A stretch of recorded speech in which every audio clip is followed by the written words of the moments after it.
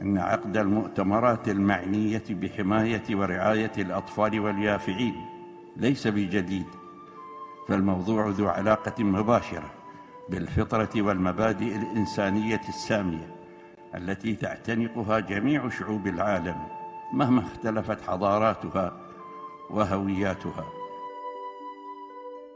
إن ما تطرحه الشارقة على صعيد المبادرات الصحية والإنسانية بات علامة فارقة على مستوى المنطقة والإقليم، فليس أمام دولتنا رأس مال أكبر وأهم من الإنسان.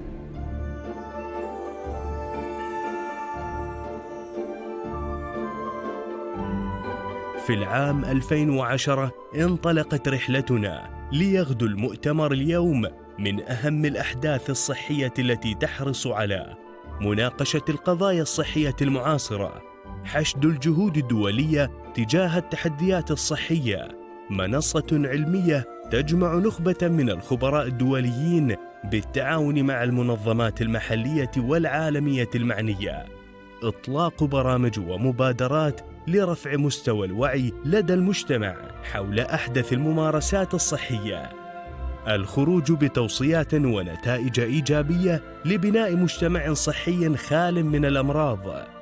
وها نحن نجتمع مجددا عن بعد متجاوزين التحديات، رافعين هذا العام شعار بيئة معززة لصحة الأطفال واليافعين، لنواصل ما بدأناه. مؤتمر صحة الثامن 2020.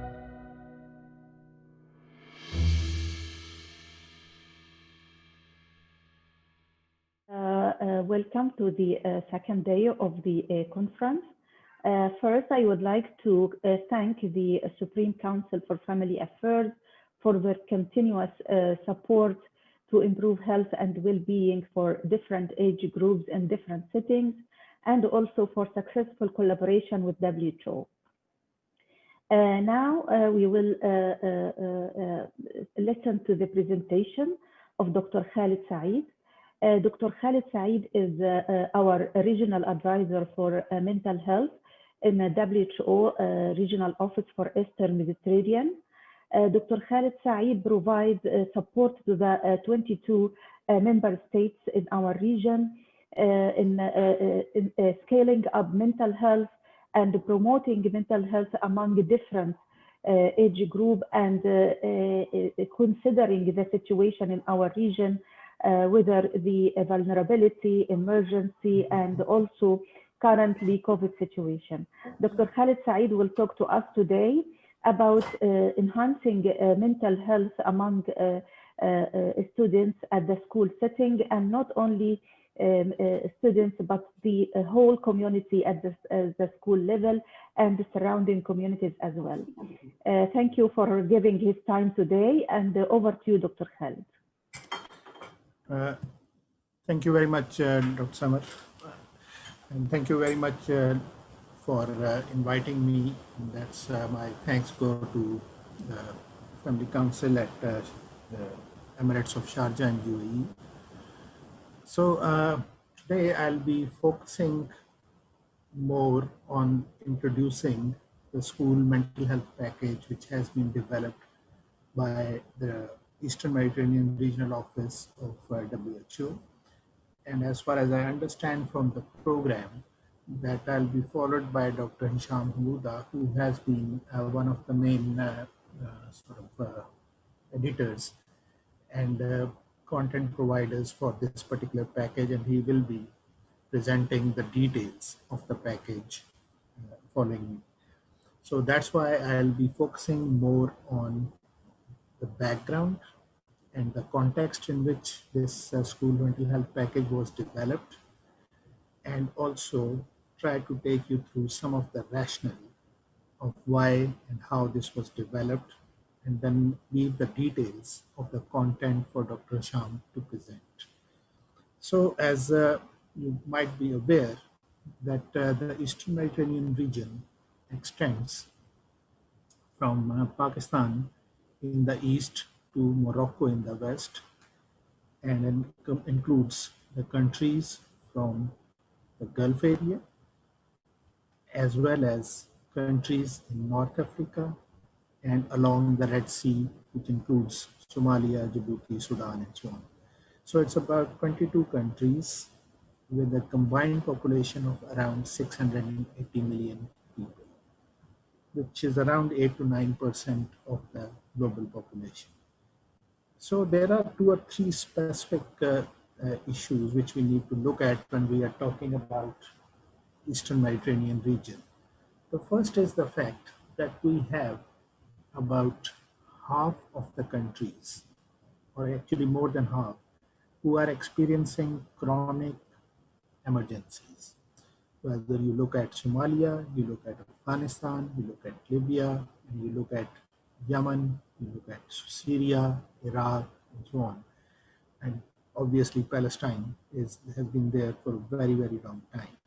So that means that if we look at countries which do not experience emergencies or situations, we know that about 1 in 10 people at any given time would have a mental health problem.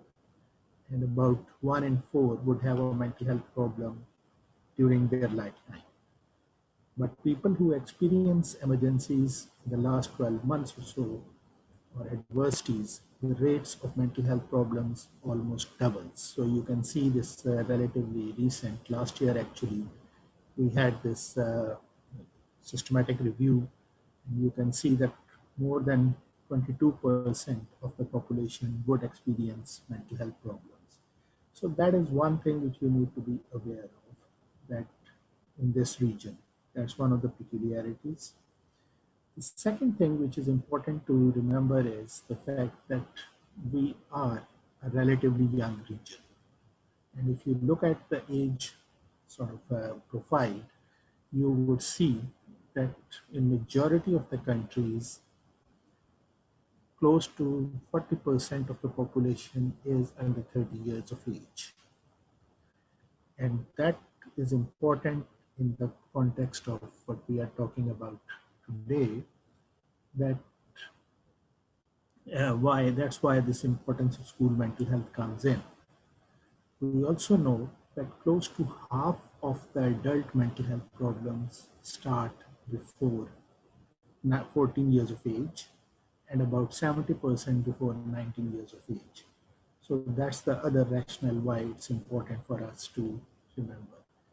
And then if we look at the leading causes of disability-adjusted life years lost in this region, you would see that depressive illness, collective violence, which includes suicide, and anxiety disorders among the top 5 causes of disability-adjusted life years lost in this region.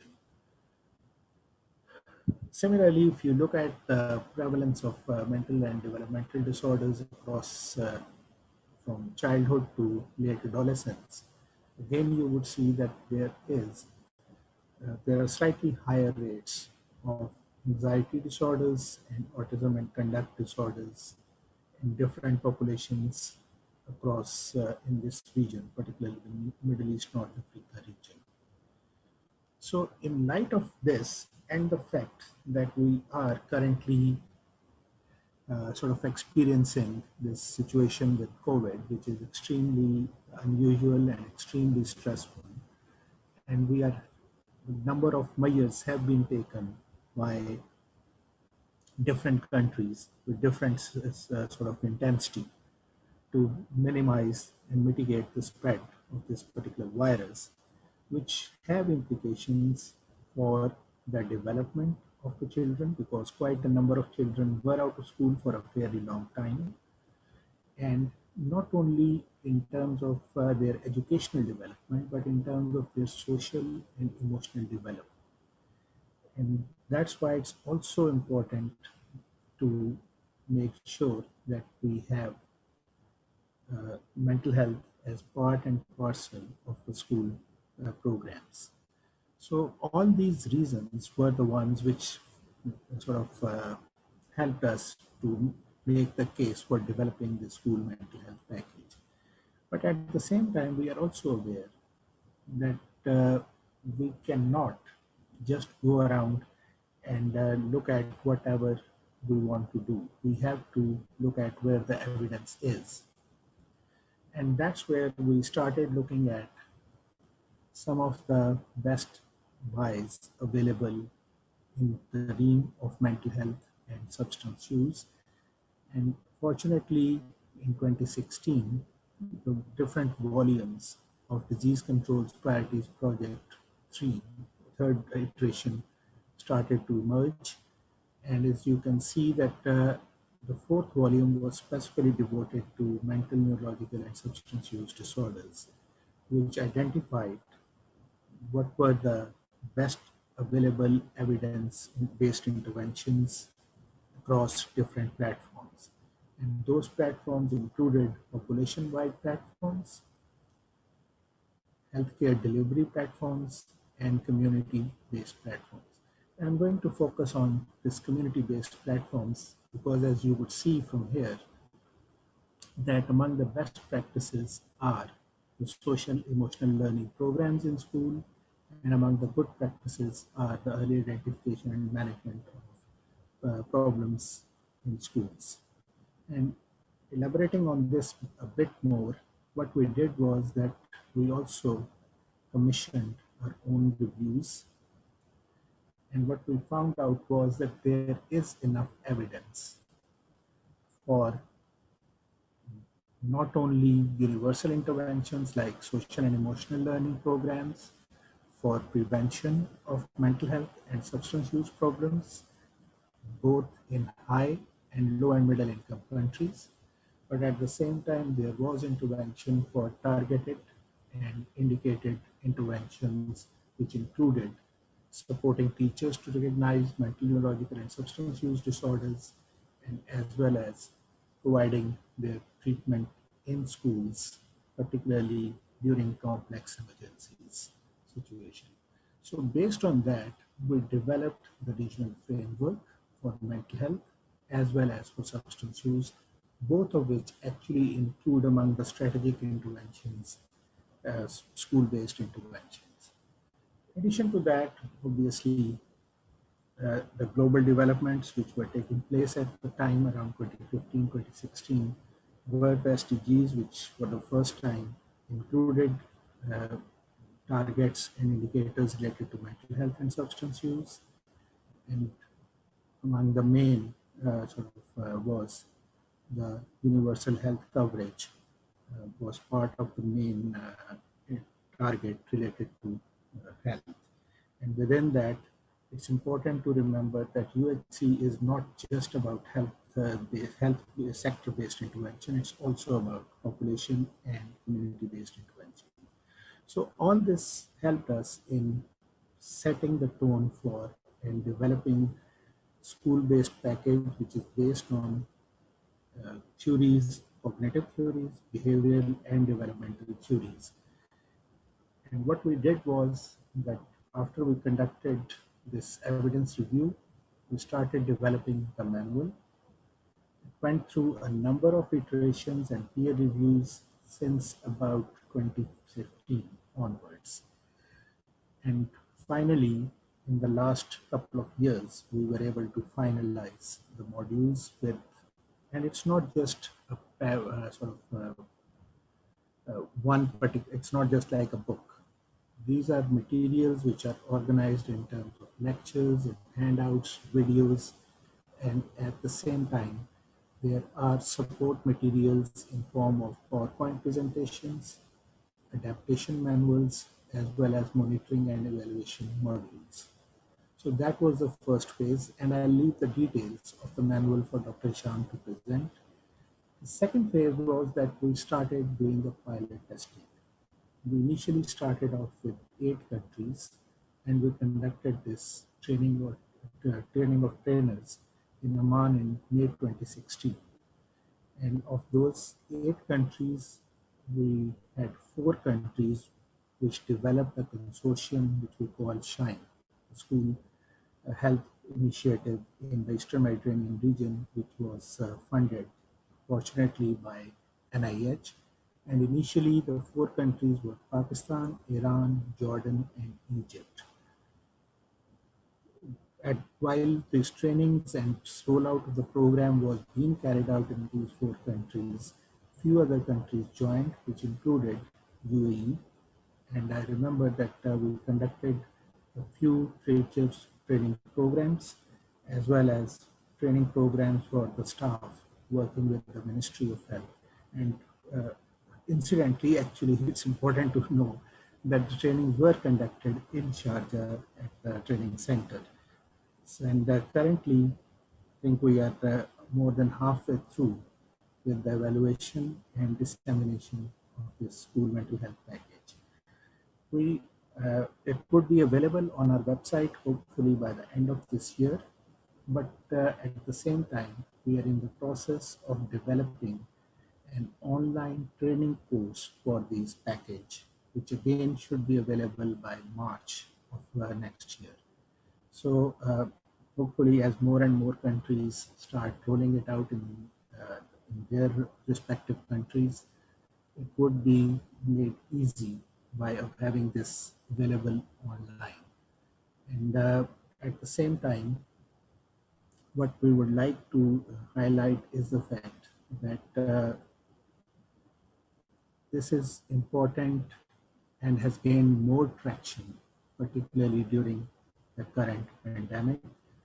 And that was one of the main reasons why we thought that we should shift to an online platform mode rather than the traditional mode of training.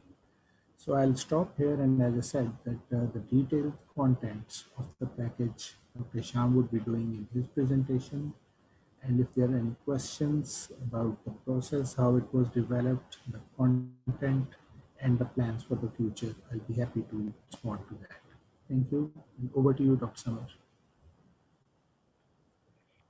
Thank you, Dr. Khalid. Very interesting and actually very great effort to support countries of the region through developing and conducting training for evidence-based training package and modules. And I am sure this will enrich the efforts at the regional level in general and in Sharjah in United Arab Emirates in particular. Now, as I said, Dr. Samar, it's important that we conducted a couple of trainings already in UAE in collaboration with not only Ministry of Health, but Ministry of Education. So in the first training, more than 50 trainers were trained. And in the second, which was conducted in December in 2019, again, we evaluated what was done in the first training and added about 50 more trainers to the second cohort.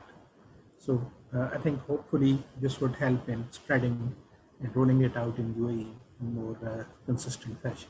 Over to you. Excellent. Thank you for the update, Dr. Khalid. Thank you very much.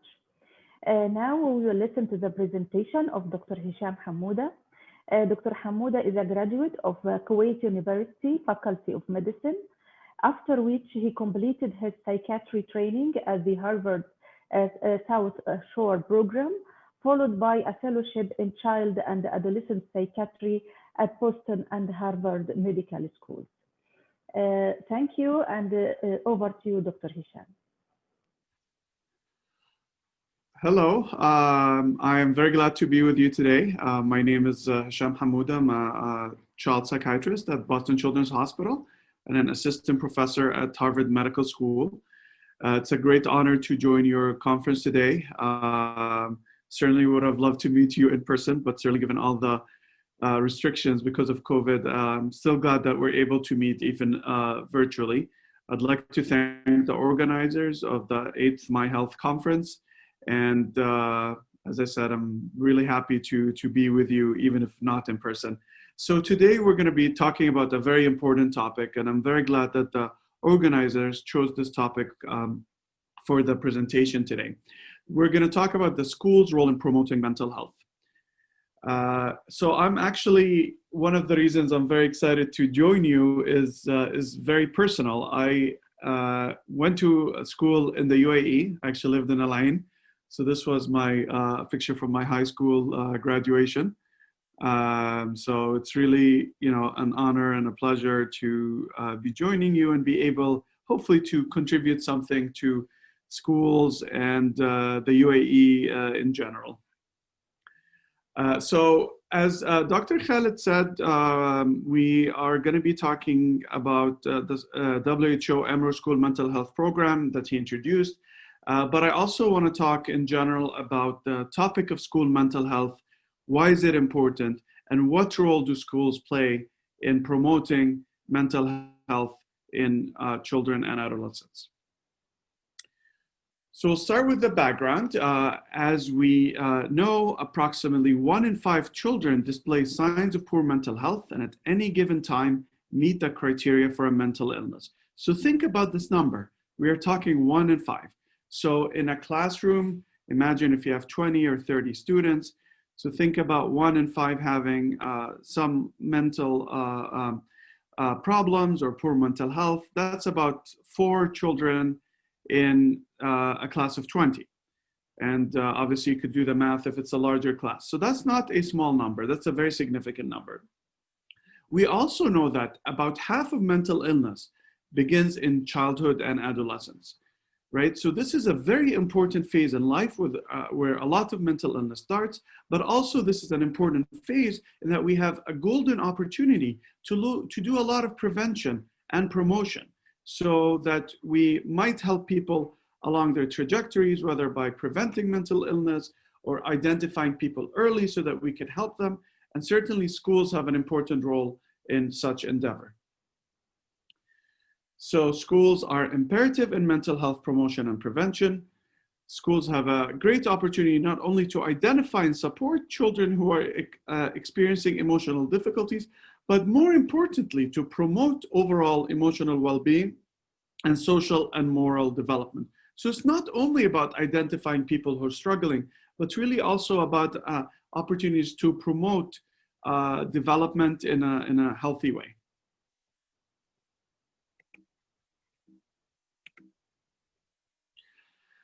Okay, so school experiences are very important in intellectual development and psychological well-being, although school's primary goal is to teach people, so the academics, but the development, the intellectual development, the psychological well-being, the social well-being is also a very important part of what schools achieve.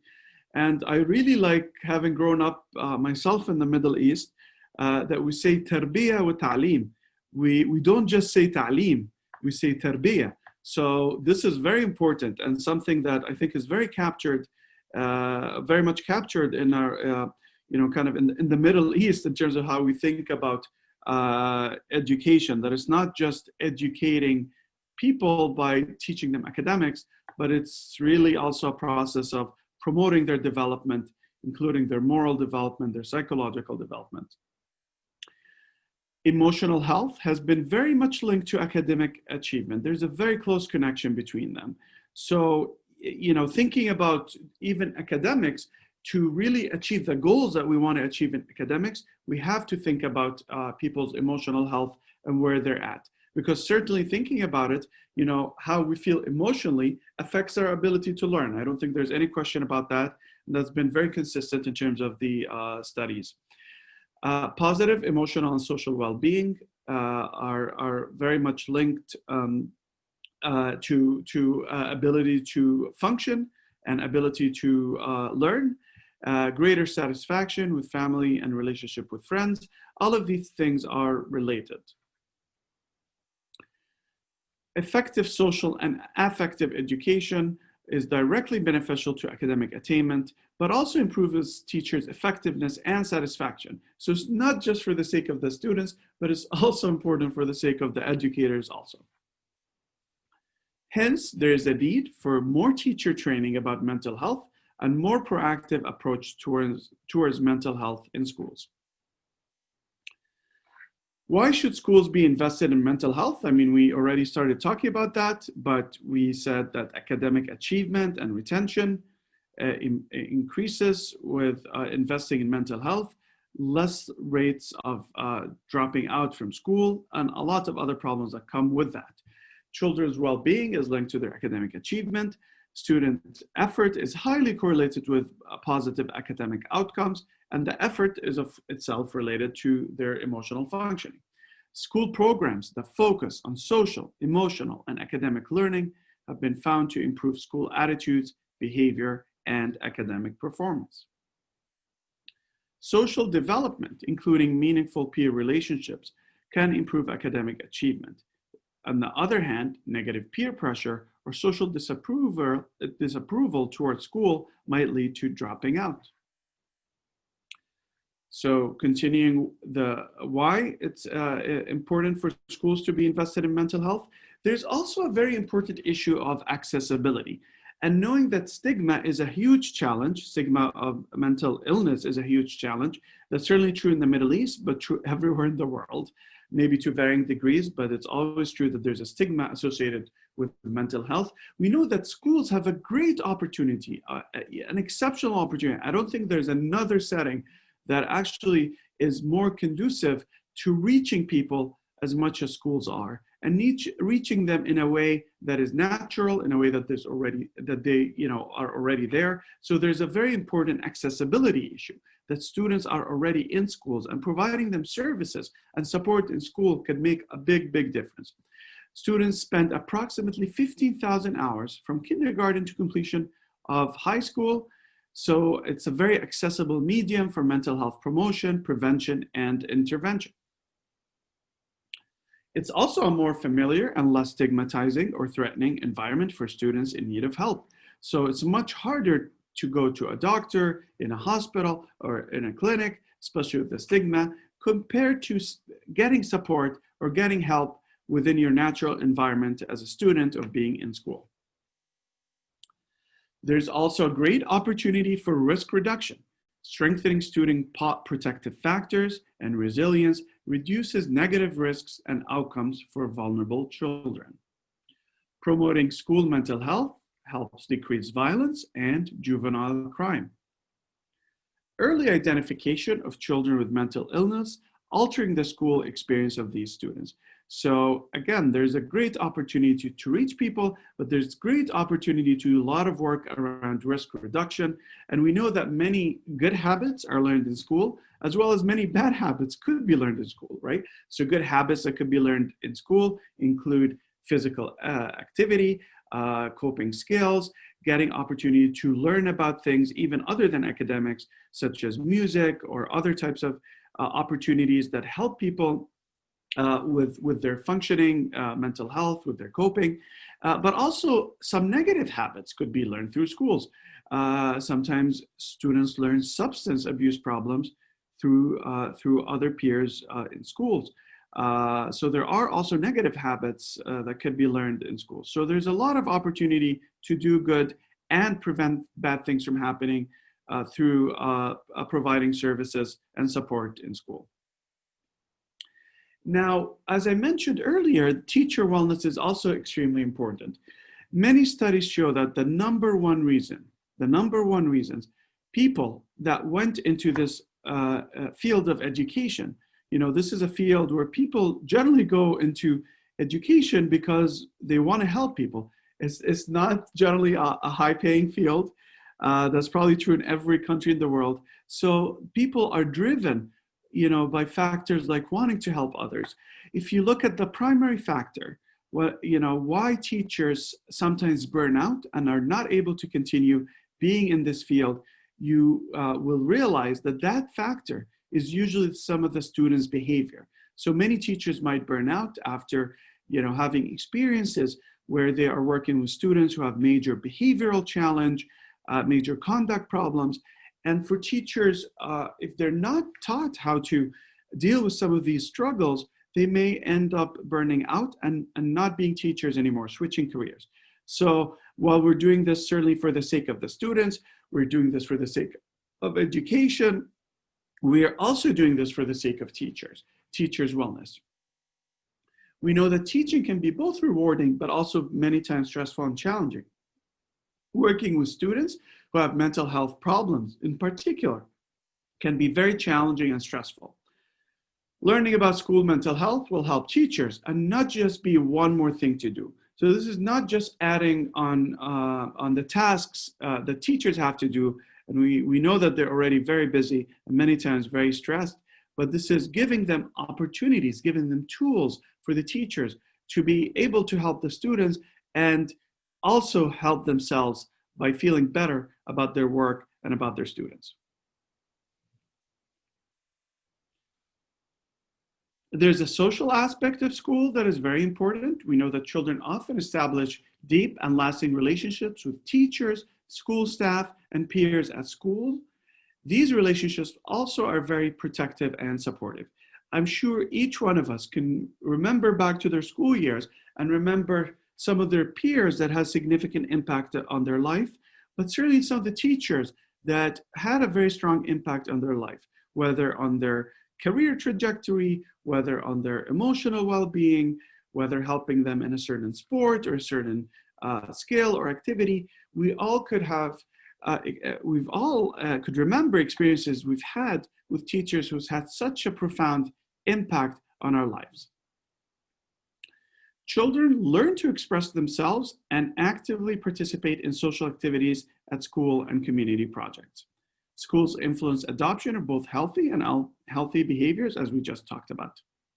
I'll talk briefly just about the situation in the US, and it certainly varies a lot in different countries.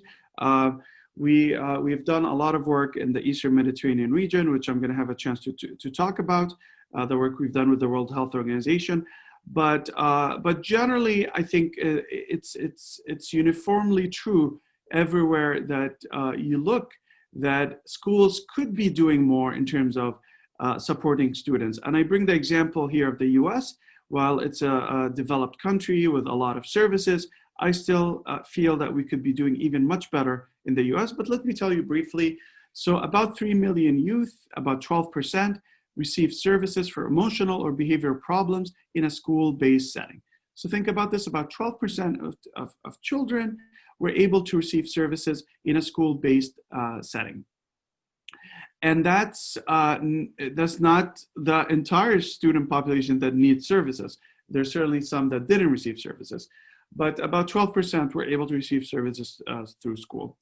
Around 752,000, about 3%, receive such services in a general medical setting. So as you see, there's a much bigger opportunity to reach people with mental health services and support in school, even compared to a general medical setting like a clinic or a hospital. Female youth were more likely than their male counterparts to receive services for emotional or behavioral problems in a specialty mental health or educational setting. So female students were more likely to be receiving such services. So what's the cost of doing nothing? What's the cost of not trying to do this work? Higher educational costs, lower graduation rates, increased use of expensive tertiary mental health services, people not getting the support they need in school and then needing to go to more expensive services outside schools, increased healthcare costs, an increase in number of children in the juvenile justice system, and other out-of-home placement. So again, if you think about the broader issues here, it's not just even about students and their education and their mental health, all that are extremely important, but it's just, as a society, we have to look at the bigger picture as well. You know, those students not getting services they need, maybe dropping out of school, leads to more legal problems, leads to more potentially placements or other social services that are needed outside the house, which become very, very expensive. And then obviously the issue of suicide and other self-injurious behaviors. So suicide itself is the third leading cause of death among children. It's one of the biggest leading causes of death among children. So not providing people with help or services can certainly have a lot of negative outcomes, whether for these individuals, for their families, for the schools, or for the society in general. So I hope I've made the case now for why this is important. Now we're going to talk a bit about the WHO Eastern Mediterranean School, WHO Emerald Mental Health Program. And you heard already a little bit from Dr. Khaled Saeed, which I personally like to thank him for really having the initiative and the leadership of doing this very important work in the region. What is the WHO Emerald region? As you see here, it's mostly North Africa, other than Algeria, which belongs to the African region. There's also some countries in the African Horn, like Somalia and Djibouti. It's the Gulf region, including the UAE, obviously, and also Iran, Pakistan, and Afghanistan. So the WHO has been working now for years on a school mental health program. And I'll tell you certainly more about it, but this is just from the cover page of the manual that we have for school mental health. So what are the objectives of the school mental health program? There are multiple objectives. We are helping educators understand the importance of mental health in a school setting, allowing educators to understand child development. So it's certainly very important to understand both typical and atypical development in terms of identifying students that need any special help or support. So in such programs, there always has to be a discussion about child development, especially so that we're able to recognize when this development is not occurring in the way that we would like it to occur. A very important aspect of this program is prevention and promotion. So we're providing age-appropriate behavioral management strategies, including disciplining and management of disruptive behaviors. So teachers are provided with some of those skills that could help them manage the classrooms. There's also identifying warning signs of mental illness and distinguishing that from emotional distress. We are not asking teachers to do a role beyond what their usual role is, in a sense that we're not asking them to be doctors or psychologists to diagnose people, but we are providing with opportunities to identify warning signs. They could be our first line of defense as a society, with parents as well, of course, to identify children who might need more support. Providing appropriate interventions for a variety of mental health problems.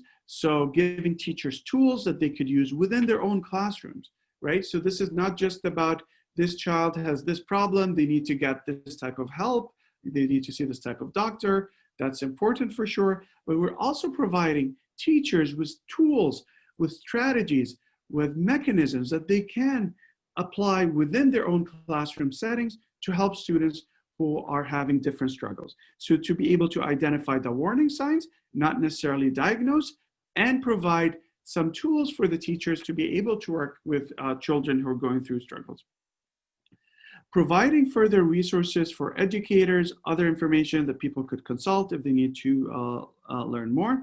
So the program itself, what does it involve? It involves multi-facets. So there's lectures.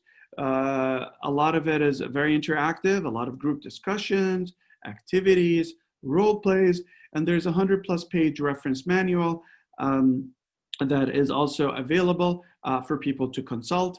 And if they want to read more about any topics or look at some of the references, we try to make the style pretty easy to understand and pretty user-friendly. So we use some visual tools to identify actionable items, practical steps or interventions that could be implemented.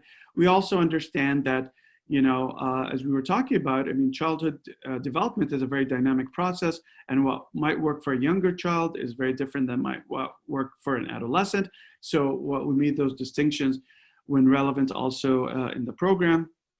The program itself involves multiple phases, and we are mostly now in phase 3, although even phase 2, some of that is still ongoing because we're always doing workshops and trainings.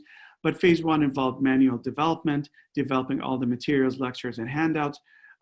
It was done by a very international group that I had the honor of working with under the leadership of Dr. Khalid Saeed. And this group developed the materials. This group include international experts, but many national and regional experts from our region. And it's certainly sensitive to our culture, to our religion, to our practices in the region. And many other experts who reviewed it, provided comments. And we understand that any program, no matter how good it is, it could always use also some even localized context. So there's opportunities for adaptation, and we'll talk about this more.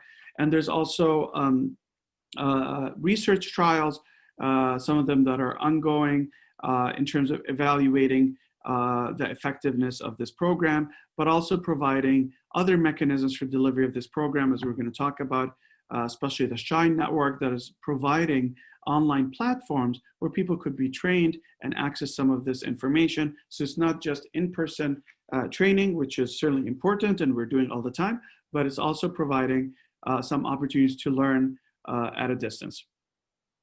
So these were some of the initial meetings. So this was a meeting in the WHO EMRO office in Cairo, Egypt, and involving peer consultations and getting feedback. And also it's worth mentioning that the people who developed the program and provided feedback and review for it were multidisciplinary. So there are certainly many mental health experts, medical experts, in addition to educational experts, because it's very important to have that synergy between the health sector and the educational sector in designing such programs, because at the end of the day, although they are health related, but they are going to be implemented within the health sector. I mean the educational sector, I apologize. It's also from the same meeting. So I'm going to tell you just a little bit more detail, some of the parts of the program, just so that you have more of a sense of what this program entails. So the first module is about social emotional childhood development. So as we said, understanding childhood development is very important in terms of understanding the different trajectories that children have, but also being able to recognize ones that may have atypical development or may need further interventions. So we talked about the developmental tasks of different age groups, including preschoolers, primary school age children, secondary school age children. We talked about moral development. We talked about the importance of brain development and schooling. Module 2 is entirely dedicated to mental health promoting schools, so promotion and prevention. And this is by design that we wanted to dedicate the most space and most opportunities for what could be done to prevent mental health problems and promote better mental health through the school system. So it's not just about intervention, and it's not just about identification, both that are important, but it's also about what we could do to support people so that they have better trajectories. So there's a discussion of what are the core values of a mental health promoting school, and how do we promote some of these core values so they're practically enforced, not just kind of, theoretical values that we might want to have exist in a school. We talked about the role of parents in their child's education, and that's a very important role. And this partnership that happens between parents and schools is extremely important for children, their emotional success, and also their academic success. As we mentioned, we talked about behavioral management strategies for schools, so discipline, management of disruptive behavior, counseling. And by counseling here, again, we do not expect teachers to become certified counselors. That's not what they train for. However, we do believe that there are universal counseling aspects that anybody could learn, whether teachers or parents, just things about being understanding of people, things about body language and how it can be used to support people, how to talk to people who are going through difficulties. These are things, whether you're a professional in the mental health field or you're not a professional in the mental health field, that you can learn and use some of these tools. Other strategies such as circle time. The WHO also has a separate life skills education program that is actually the target audience of that is the students themselves, helping them learn life skills such as negotiation skills, conflict resolution, many other life skills. So that's a separate program also made available by the WHO. We also realized that mental health does not operate in silo. There are many things that are important for mental health, including things related to nutrition, vision, hearing, speech, physical exercise. We also covered some of the more contemporary topics that are really confronting many of the youth these days, issues around screen time, internet addiction, cyberbullying, then suicide prevention. And then the third module is actually around addressing student mental health problems, within the classroom, and when to refer for additional support. As I mentioned earlier, we again are not asking teachers to switch roles and just become counselors or psychiatrists or anything like that.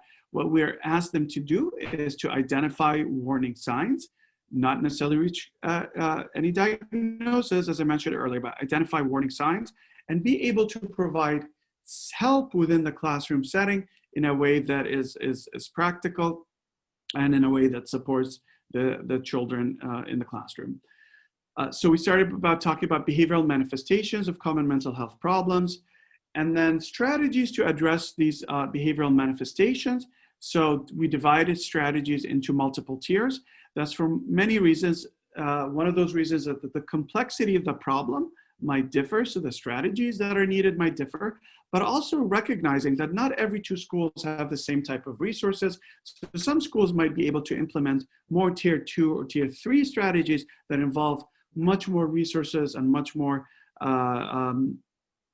even like professional services that might be needed, like maybe having a school counselor or a school psychologist, while there are less intensive strategies that could help milder problems or could help almost all the students in the classroom setting. So tier 1 strategies are designed to address those mild problems. Strategies are simple to implement, do not require a lot of resources, and will likely benefit all students in the classroom. Tier 2 strategies are used to address moderate problems or if tier 1 interventions were not successful. And these strategies require specific activities tailored to the child with problems. And then tier 3 strategies, which are the most involved, these are to address the severe problems or if tier 2 strategies were not sufficient. And these strategies involve specific activities tailored to the child with problems and may necessitate the involvement of additional staff. It could be other teaching staff, or it could be a school psychologist, a school nurse, a school social worker, if they're available in the school setting.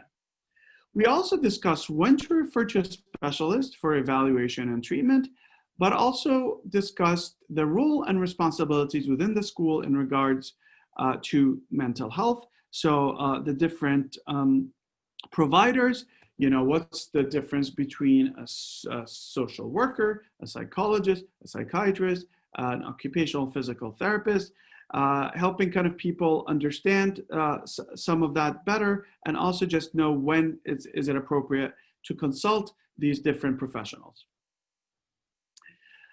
We made sure to include case studies. As I said, they're very culturally relevant, reflect our students, our culture, our religion. We discussed common conditions encountered in schools. They're culturally adapted, and the interventions, again, as I keep emphasizing, are all school-based. So some of the case studies that we decided to cover, and it's by no means a comprehensive list. So we realized that there are other scenarios that may not be fully captured here, but we wanted to address at least some of the more common issues that are faced in schools. So things like ADHD or disruptive behaviors, post-trauma problems, children who've been through traumatic experiences, developmental disorders such as autism, conduct disorders, children who misbehave or have poor conduct, children who have problems with anxiety, problems with sadness or depression, problems separating from their parents or refusing to go to school, children who have problems with psychosis, whether hallucinations or delusional beliefs, bullying, which is a very common problem, suicide and suicidal behavior, and substance abuse. There's also additional resources provided in the appendix of the manual that's available as part of the program. These include other resources, teacher wellness resources, examples from school interventions from our region. Certainly we'd wish there would be more, and there are certainly a lot of effort from the WHO, as you heard, to work with different countries in the school mental health program. But there's not too much scientific evidence available from the region, but we're also hoping to contribute to that as part of this program. Risk and protective factors for mental illness and screening tools that could be used in school. So as I said, we're now mostly in phase 3, although phase 2 that also involves in training is an ongoing process. We're always training people. All materials have been developed, peer reviewed. We have a lot of regional partners that we're working with. We have a cascade model, TNT model, training new trainers. So we had started off with a WHO training in Amman, where we trained 50 master trainers from Iran, Egypt, Bahrain, Morocco, Saudi Arabia, Qatar, Pakistan, and Jordan. And we developed an adaptation framework for the local context. This initial training, the UAE was not involved in, but we have since worked with multiple partners and conducted multiple trainings in the UAE that I'll tell you a bit about in a minute. So this was the initial training by the WHO conducted in Amman, Jordan. These were some of the trainers involved. These are some of the countries that now have had active training in the Eastern Mediterranean region, and we're certainly hoping that one day will be every country in the region. This was in Sharjah, actually, in 2017. Some of you might recognize the center. Actually, some of the audience might be in this photo. This is one of the initial cohorts we trained together with the Ministry of Health and Ministry of Education in the UAE. So this was in the Sharjah Training Center, the Training and Development Center in 2017. We've conducted several trainings since in the UAE. This is actually from our most recent training that was in December of last year. We've not had other trainings in the UAE since COVID started, but certainly hoping to be back and working with people from the UAE very soon. This is again from this workshop last done in December in Dubai. This is from some of the other countries. This was from Pakistan. This is some of the teachers that have been trained in Pakistan. So this program is ongoing in several countries. So I'm just here showing you some of the pictures from the different trainings in those multiple countries. This is also from Pakistan. This is a center in Egypt that we've been partnering with in Al-Abur city to conduct this program. This is from Iran. This is also from Iran. I also want to make a shout out to the SHINE network. The School Health Implementation Network in the Eastern Mediterranean region. This is an effort led by Dr. Atif Rahman and Dr. Larry Wisso. And this effort is really to scale up the school mental health program. And one of the ways that have been identified to do the scale up is to digitalize the program. So this team has done incredible effort, and also the local team in Pakistan led by Dr. Usman Hamdani in terms of digitalizing the program and making it available to a much wider audience. So now the program is available with an online training course that is self-paced, open access for the teachers. And it's not just knowledge transfer, but skill building at scale of fidelity, and involves a lot of interactive videos, role plays, personas. The content has been really kind of streamlined to be about 5 hours. It's available so far in Urdu, but efforts are underway to make it available in other languages, certainly including Arabic. And teachers are provided by certificate of completion. This is some of the platform, how it looks like. As you see, it's available, as we said, in Urdu.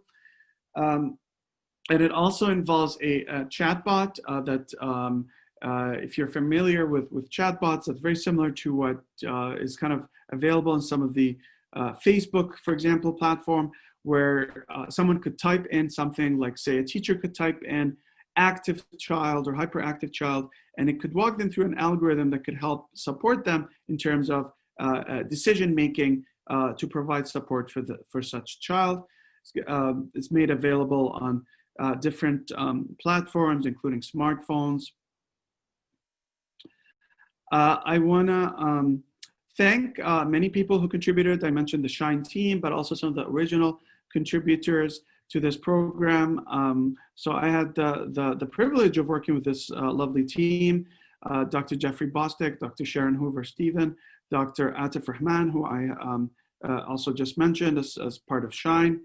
Of course, this effort was led by Dr. Khalid Saeed at the WHO EMRO office, but other folks from WHO EMRO, Dr. Haifa Mahdi, Dr. Saeed Arnaout, and Dr. Chiara Cervelli from the WHO headquarters. Many regional contributors, some of them are highlighted here.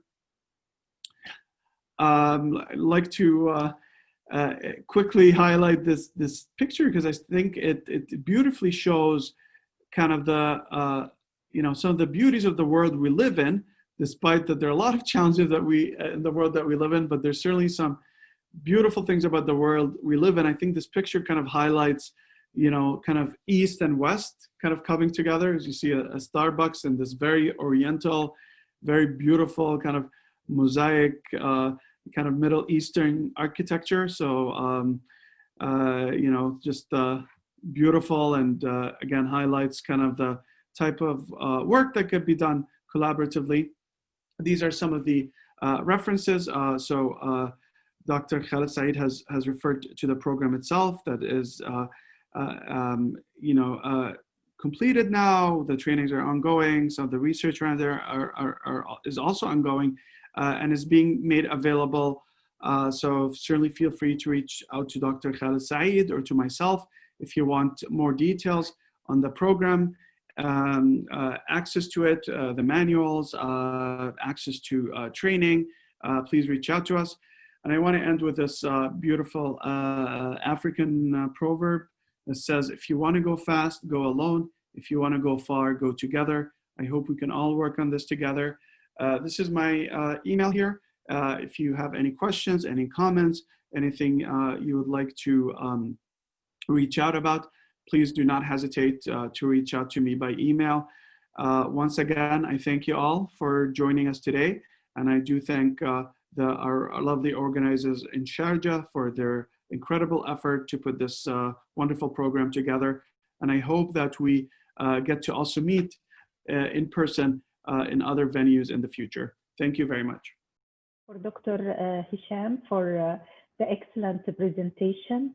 And after we have heard from Dr. Khalid and from Dr. Hisham, we can find and realize that they are much in line with the standards and indicators for health promoting schools, because the global and the WHO standards for health promoting schools, as much the list of indicators calls for enhancing the physical environment, they call more for enhancing the social and mental health for the students and the staff, including the families and the surrounding communities.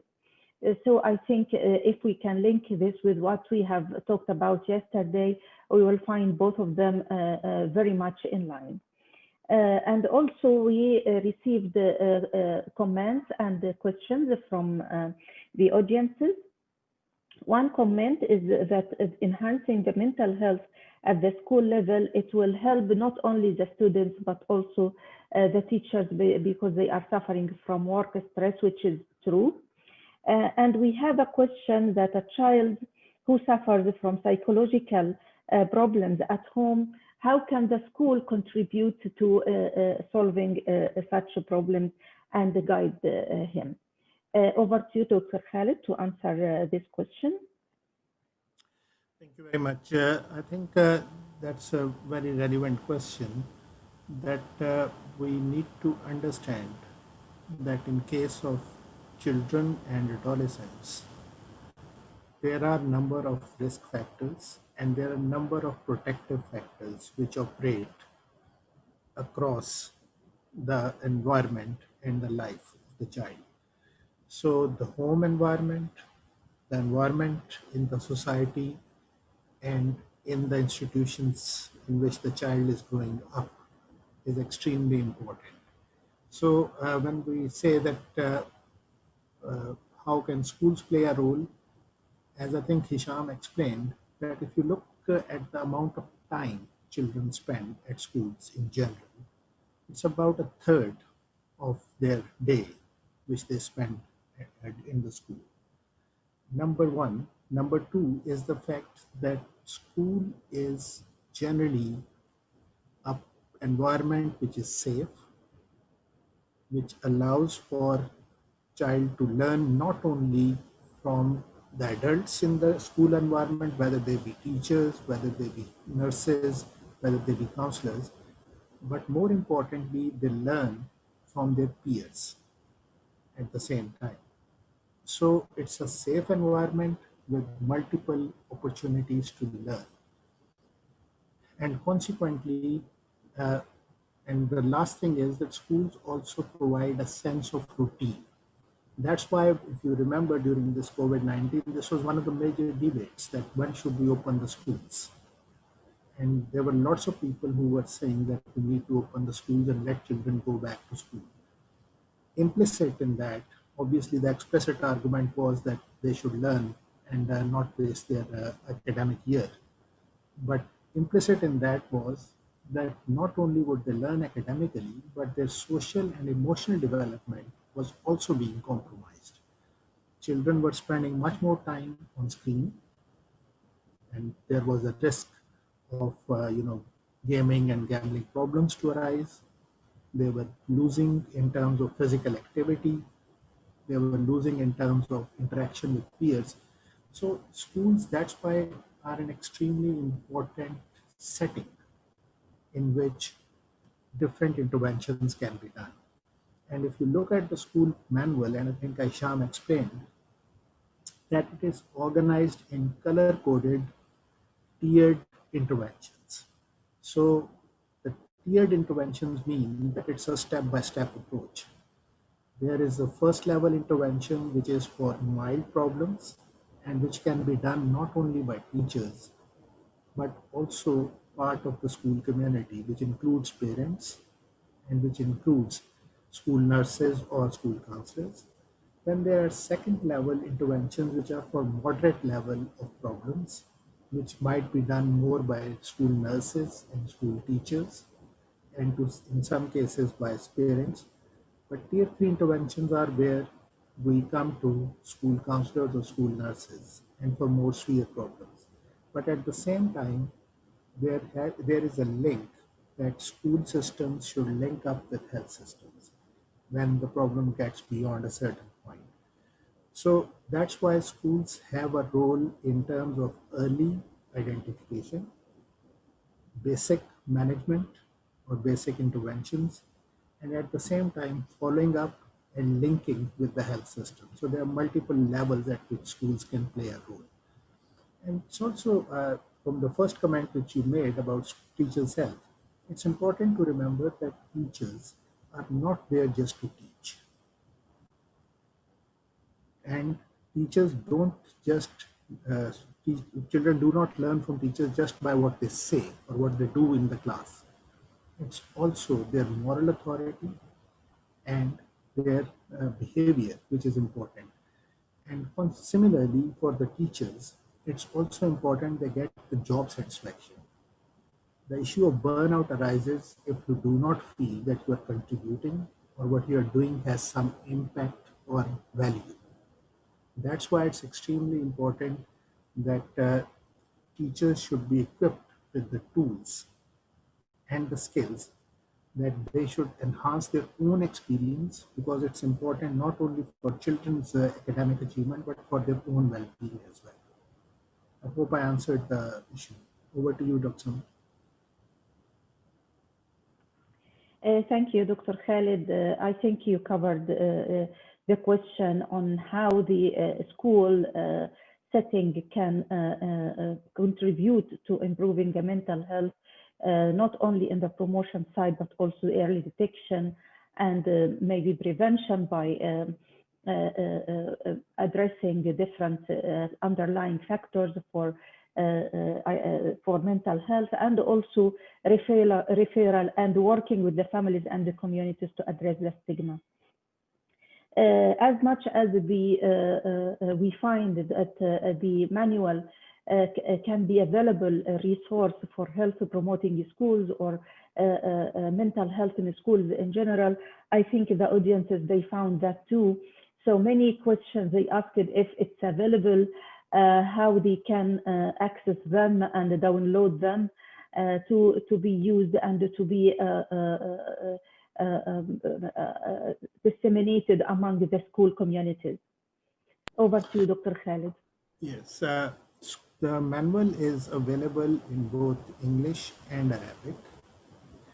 And we are in the process of going through the layout and publication. It would be available only online. We are, given the fact that, as Hisham explained, and I think I also explained, that this is something which would be an organic thing, which would keep on improving and will keep on adding things to it.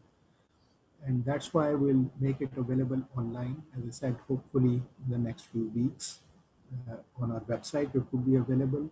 And not only the manual, but the whole package, which includes the PowerPoints, the case studies, the handouts, the adaptation, and the evaluation and monitoring and implementation manuals.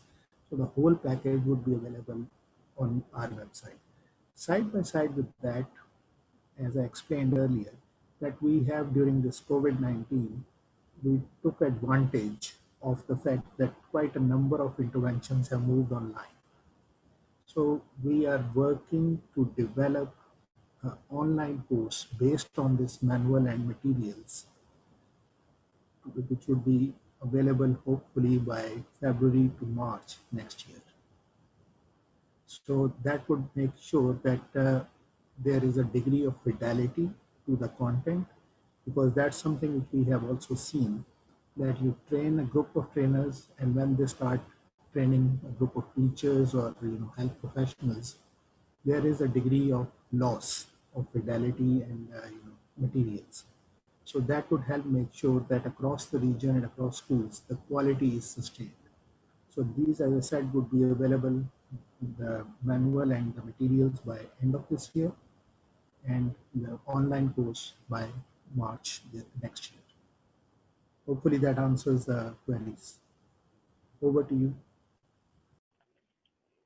Thank you, Dr. Khalid. This is actually great news that the package as a whole and the online course will be available by end of this year and in March, respectively. By that, we reached the end of questions and the comments from the audiences. And from my side, I would like to thank Dr. Khalid and Dr. Hisham for giving us such great presentations and highlighted the beneficial package for promoting mental health at the school settings for the whole school community. I think this will be very beneficial during our collaboration with the High Supreme for Family Affairs during implementing and the preparation for the health promoting schools in Sharjah, and it will be available resource inshallah.